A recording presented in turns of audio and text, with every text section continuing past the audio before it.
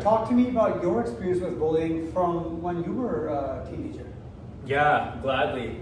I'll also tell you things I wish I did if I had to go back in time, and the cure to it, but how I overcame it and actually became more successful because of bullying.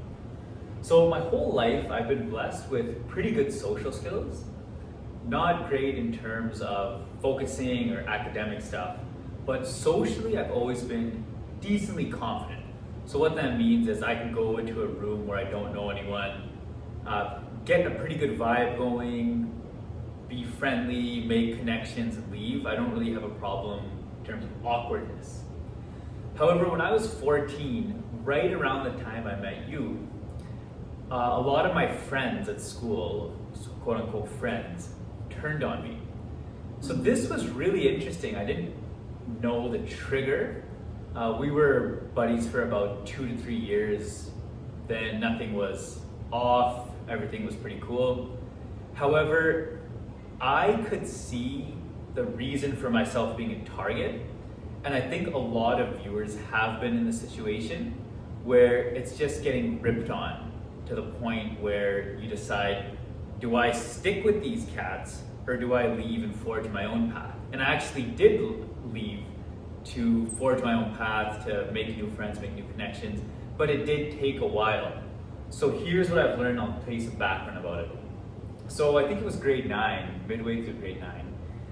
I went to a school where it was predominantly Caucasian, and there was little pockets of brown, Chinese.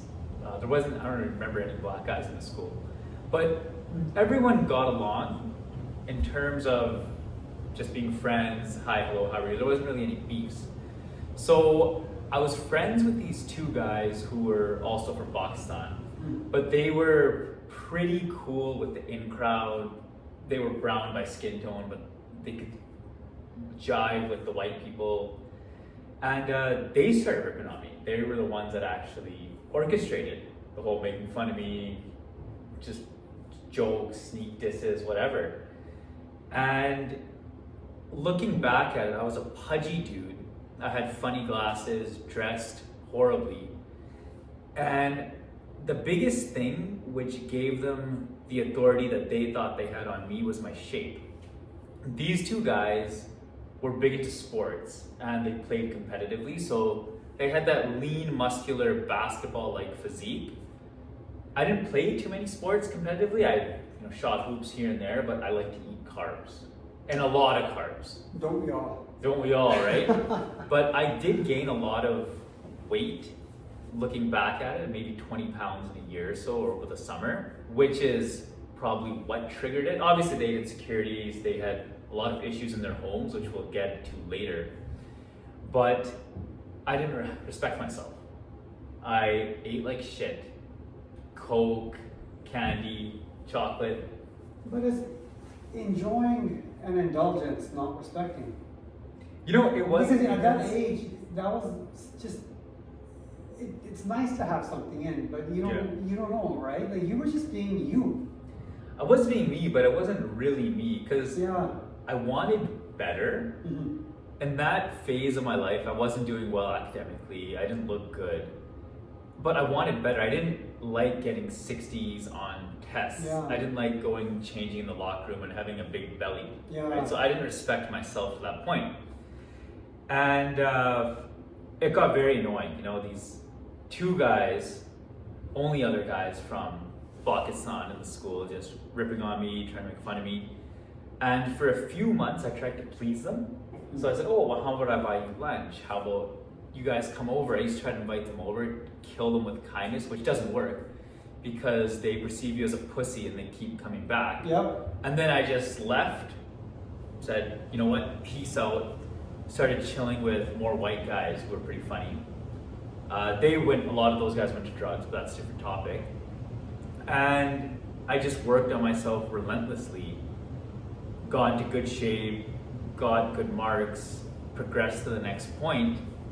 And looking back at it, if I could tell any young chap watching this, is that before it starts, or the minute these harmless sneak disses begin, dip out. Yep. It doesn't matter if you have to eat lunch alone. It doesn't matter if you're just riding solo in the hallway. Start working on yourself from that point. Lose the extra pounds.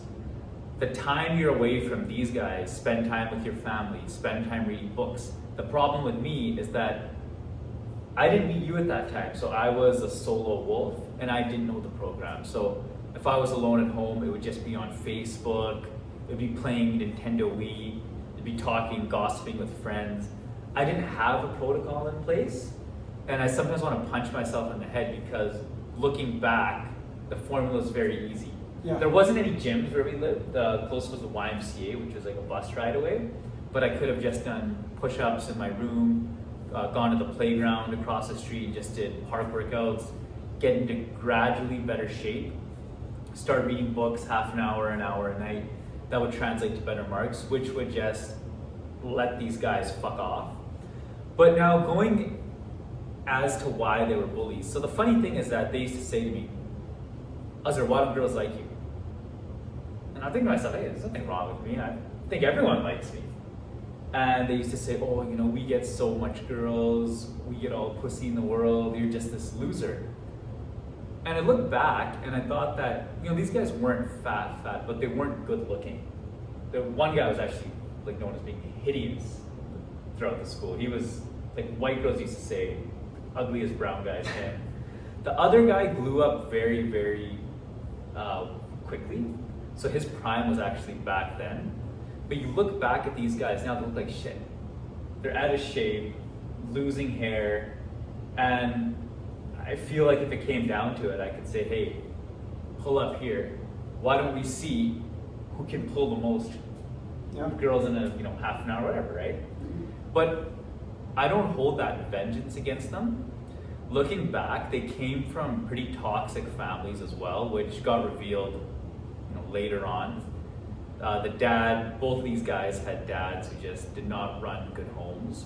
There was a lot of infighting between the parents, which actually led these guys being out all the time. So they started hanging out on the streets, going to these McDonald's or whatever, staying out late because stuff was so bad in the house. They had to stay outside to keep their peace of mind. Think about that, young ninjas. Think about that. Yeah, exactly. And I was obviously an easy target because when they're going home, it's the dad, saying, fuck you, you're ugly, you're beating the mom or whatever, right? And in terms of these guys' case, and they obviously had repercussions because of that. So I told you guys what I would do looking back, and it's not too hard, right? You have to identify there's an antecedent which drives a bully.